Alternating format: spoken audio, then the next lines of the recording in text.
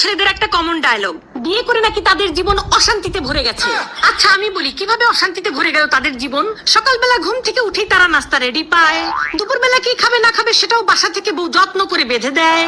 তারপর সন্ধ্যার সময় যখন আপনারা কাজ শেষ করে বাড়িতে আসবেন, আপনারা যখন ফোন করে বলেন যে আমি আসতেছি, তখন আপনাদের জন্য আমরা ঘর বাড়ি সুন্দর করে পরিপাটি করে গুছিয়ে রাখি। কেন? মহারাজা আসবে।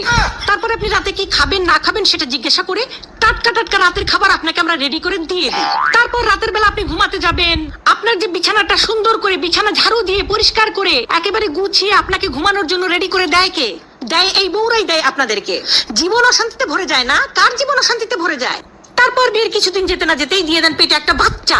এই বাচ্চাটা নিয়ে আমাদের কত কষ্ট হয় আপনারা জানেন? সেই বাচ্চা পেটের মধ্যে 9 মাস কে পালে? আপনি পালেন? আপনারা তো খুব ফুর্তিতে বাচ্চাটা দিয়ে দিয়েছেন, কিন্তু সেই বাচ্চা আমরা পেটের মধ্যে 9 মাস পালি।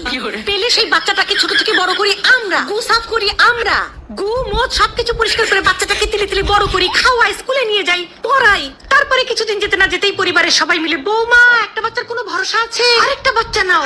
তারপরে আরেকটা বাচ্চা হয়, আমাদের জীবন হয়ে যায় তেনা তেনা।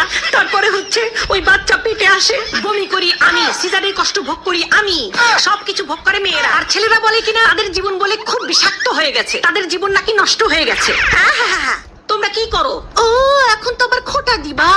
মানে আমরা কিছু বললেই পুরুষদের একটাই ডায়লগ, ও টাকা তো কামাই করা লাগে না। টাকা কামাই করলে বুঝতো কত কষ্ট, ঘরে বসে খাও তো টের পাও না। এই যে পুরুষরা শুনে রাখো, খবরদার টাকার খোটা দিবা না। আমরা মেয়েরা যদি চাই, এখন ফোনের যুগ, অনলাইনের যুগ, আমরা মেয়েরা যদি চাই তোমাদের মতো ডাক্তার, ইঞ্জিনিয়ার, ব্যারিস্টার হওয়া লাগবে না, কোম্পানিতে কাজ করা লাগবে না। আমরা ঘরে বসে, এই যে ঘরে বসেই এই রান্না দিয়ে আমরা ইউটিউব, ফেসবুক থেকে লক্ষ লক্ষ টাকা চাইলেই কামাই করতে পারি। এত মনে করো ইয়ে নেওয়া ঠিক না, এত ভাবনিতে যাবা না, ঠিক আছে? জীবনে কোনোদিন কেউ আর বলবা না যে জীবন বিয়ে করে ঝালাফালা হয়ে গেছে। বিয়ের পরে তোমাদের জীবন শুধরায়, বিয়ের পরে তোমরা ভালো হও, বিয়ের পরে তোমরা সাশ্রয়ী হও। বুঝতে পেরেছো?